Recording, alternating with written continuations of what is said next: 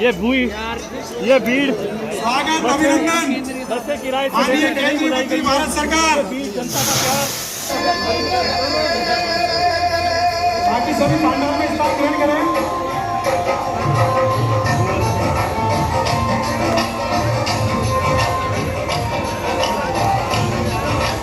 स्वागत अभिनंदन जोरदार तालियां।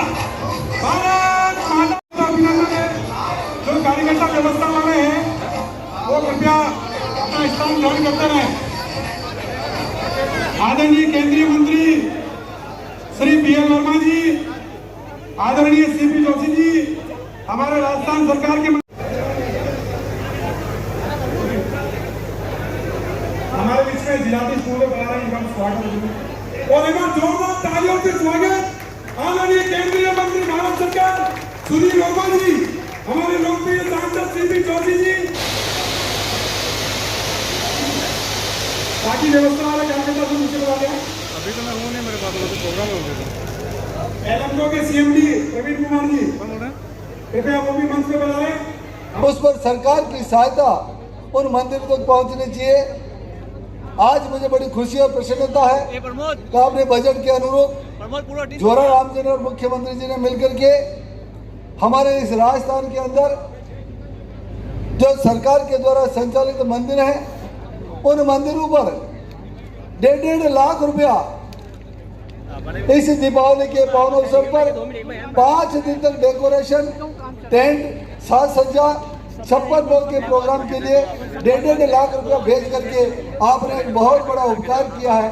और विशेष रूप से धन्यवाद इसलिए मैं दूंगा कि चित्तौड़ जिले में 10 मंदिरों को 1.5 लाख रुपया मिला, उनमें से 8 कपासर विधानसभा क्षेत्र के मंदिरों को चुना है। इसके लिए आपको बहुत बहुत बधाई देना चाहता हूँ।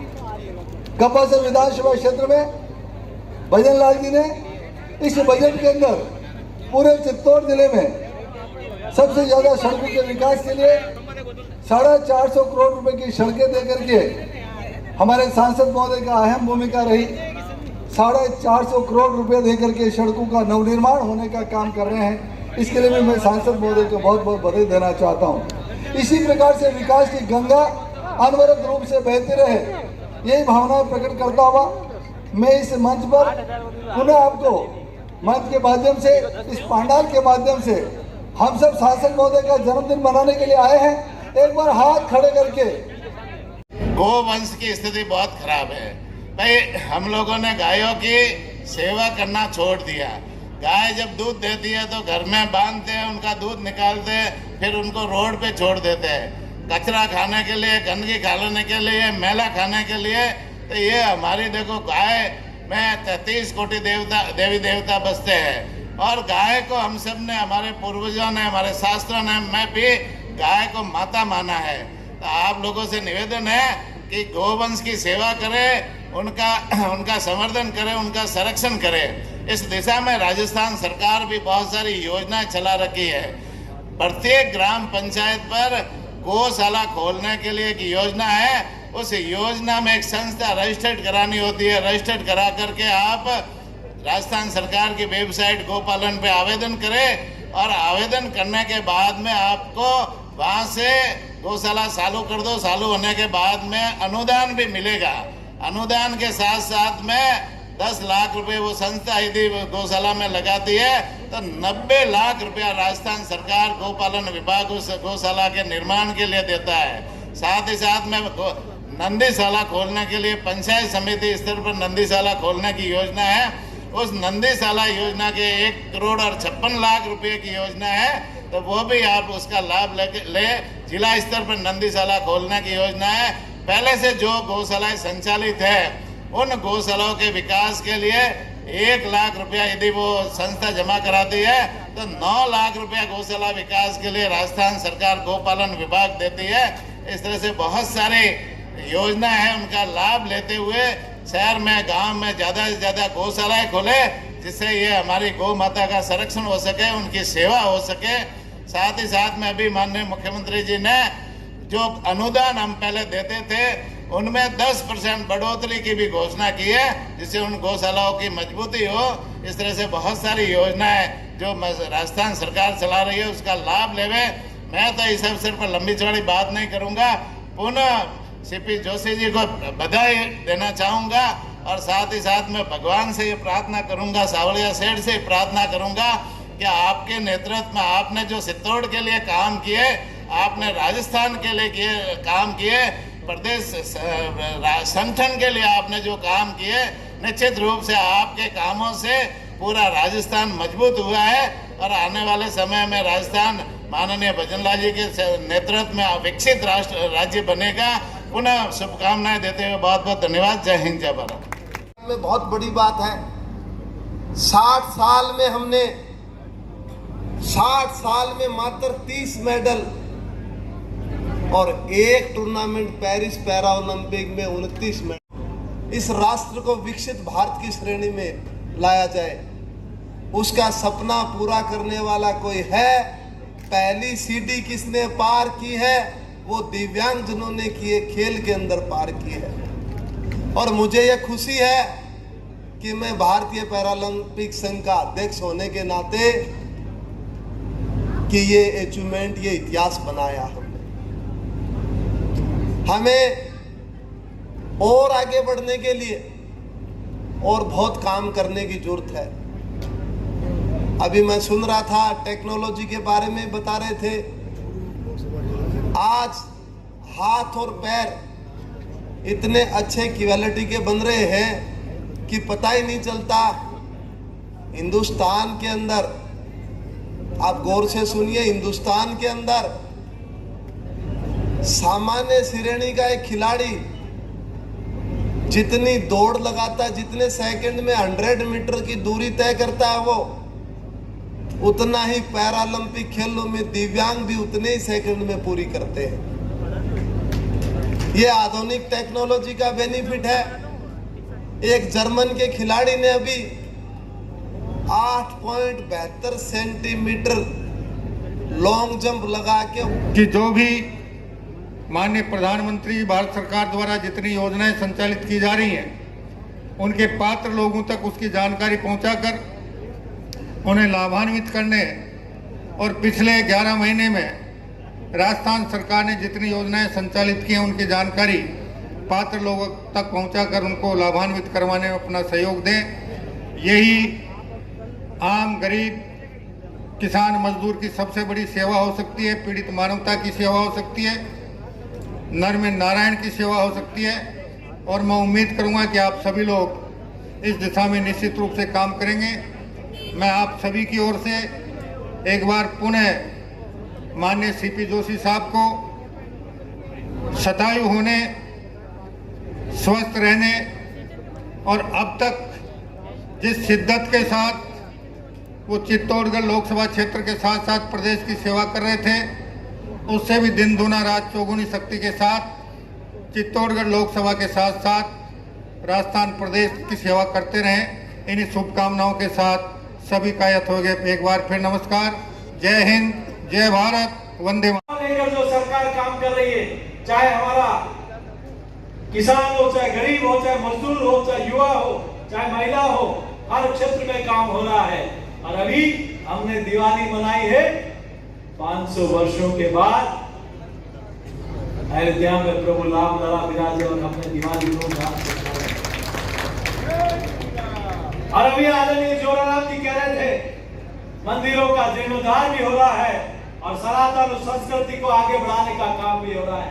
और इसीलिए हमारी अर्थव्यवस्था ही आगे नहीं बढ़ रही, हमारी सेना भी ताकतवर बन रही है। इसीलिए कभी हम इंपोर्टर हुआ करते थे रक्षा उपकरणों के, अब हम एक्सपोर्टर बन गए हैं। कभी हम दुनिया के सामने हाथ फैलाते थे, आज दुनिया भारत की तरफ देखती है कि भारत और भारत के प्रधानमंत्री क्या कहने वाले हैं। आज दुनिया एक आशा भरी नजरों से भारत की तरफ देख रही है। इसलिए आप और हम सब लोग में ज्यादा लंबी चौड़ी बात नहीं कहते हुए आप सब लोग आए, आशीर्वाद देने के लिए आए। इसलिए मैं आप सबका हाथ जोड़कर और सर झुकाकर आप सबको यहाँ एक मेडिकल कॉलेज का एक बड़ा सौगात यहाँ मिली थी क्रिटिकल वार्ड की। और अभी वही माने उप मुख्यमंत्री जी ने एक इस डबल इंजन की सरकार में गति मिली है। मैं आग्रह करूं माननीय मंत्री महोदय से, उससे पहले कुछ बातें जो माननीय मंत्री महोदय के बारे में वास्तव में प्रेरणादायी है। झलक हम देख रहे हैं, लाखों लाख लोग दिव्यांग लाभान्वित हो रहे हैं। ऐसे हमारे कर्मठ कहते हैं, हमारे नेतृत्व करने वाले कहते हैं, और दिल्ली की सरकार में मेरे ख्याल से आज के बाद जब भी आप पधारेंगे तो आप जरूर ये बात भी रखेंगे कि चित्तौड़गढ़ में जो दिव्यांगों का मेला था, निश्चित तौर पर आगे भी मेरे हेल्पो के सीएमडी साहब हमारे अधिकारीगण हैं, जिस तरह से आपको रजिस्ट्रेशन करके लगातार काफी दिनों से मेहनत की होगी, तब आपको लगभग 1304 लोगों के लिए चिन्हित करके आज यहाँ साइट पर दिए जा रहे हैं और उनकी कीमत 1,41,41 से ज्यादा की, और उनको 2072 हम तुरंत देने का काम कर रहे हैं। लेकिन इसके बाद में भी अगर कोई ऐसे होंगे जिनका रजिस्ट्रेशन नहीं हो पाया होगा और यहाँ पर आ गए होंगे, कोई मायूस ना हो, निराश ना हो, वो अलग से अपना कागज लेकर आए होगा, लेके आ जाना और आपका भी रजिस्ट्रेशन करा के उनको भी हम देने का काम करेंगे। यहाँ से कोई ऐसा निराश होकर न जाए कि हमारा रजिस्ट्रेशन नहीं हुआ तो हम नहीं, उनको भी आज होगा तो आज मिलेगा, नहीं तो आने वाले समय में मिलेगा। लेकिन एक एक व्यक्ति के लिए देना चाहते हैं और वायोश्री योजना का कैंप लगेगा, उस कैंप में हम निश्चित रूप से 60 साल से ज्यादा आयु के लोग हैं, उनके लिए किसी प्रकार की आवश्यकता है, उसके लिए बड़े प्रधानमंत्री मोदी सबके साथ खड़े हैं। प्रधानमंत्री मोदी सबके साथ खड़े हैं। मुझे एक उदाहरण देकर के अपनी बात पूरी करूंगा। एक मैं वीडियो क्लिप देख रहा था, हमारे सांसद जी, मैं वीडियो क्लिप देख रहा था, तो वीडियो क्लिप में ये उत्तराखंड में एक बेचारी महिला, एक हमारे पत्रकार साथी जाते हैं और पूछते हैं कि माता जी ये आपको आवास मिला है, किसने दिया है? मकान मिला था उसको, तो उन्होंने कहा कि आवास मुझे मोदी जी ने दिया है। अब बोले कौन क्या दिया है? बोले मुझे एक शौचालय दिया है, उज्ज्वला योजना कनेक्शन भी दिया है। तो उन्होंने कहा कि आपका कोई बेटा नहीं है? तो उन्होंने कहा बेटा तो मेरे दो है। उत्तराखंड से पहाड़ी क्षेत्र से जैसे बच्चे बड़े होते तो नौकरी करने को चले जाते, वो तो कभी कभी साल में एक बार 2 बार आते हैं। लेकिन उस बूढ़ी माता ने जब रोते हुए आंखों से डुबाई आंखों से कहती है बेचारी, बोले मेरे बेटे तो 2 हैं, लेकिन एक बेटा मेरा दिल्ली में बैठा है जिसे मैंने देखा तो नहीं है, लेकिन उसने मुझे मकान भी दिया है, ये भी दिया है, ये भी दिया है, और खाने के लिए फ्री राशन भी दिया है। तब मैं कह सकता हूँ जिसका कोई नहीं है उसके साथ मोदी जी खड़े हैं। आप चिंता मत करिए और अपने जनप्रतिनिधियों के लिए आवश्यकता बताइए। हम आपके मत के लिए हमारा सामाजिक न्याय मंत्रालय भी खड़ा है। हमारी राज्य शासन के माध्यम से आपका धन्यवाद दूंगा। मैं साथ ही धन्यवाद ज्ञापित करूंगा आदरणीय राजस्थान सरकार के मंत्री महोदय श्री जावर सिंह खर्रा एवं श्री मंत्री महोदय जोराराम सर का। आप हमेशा ऐसे बड़े कार्यक्रमों में उपस्थित होकर हमें मार्गदर्शन करते हैं। आज भी आप आए हैं सर, आपका बहुत बहुत धन्यवाद।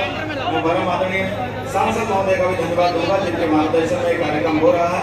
मैं सम्माननीय एमएलए महोदय एवं यहाँ जितने भी जनप्रतिनिधि सबका धन्यवाद देते हुए यहाँ उपस्थित संस्थाएं, यहाँ पंचायती राज विभाग और जो सामाजिक न्याय अधिकारिता विभाग है उनका धन्यवाद दूंगा।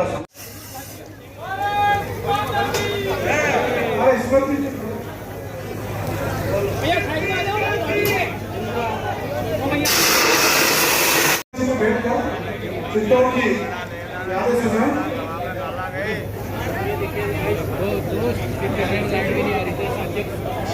हमारे बीच में ग्राम पंचायत विजयपुर सुकन्या समृद्धि योजना में बच्चों के खाते खोले हैं पूरे गांव के, उसमें सिंबॉलिक रूप से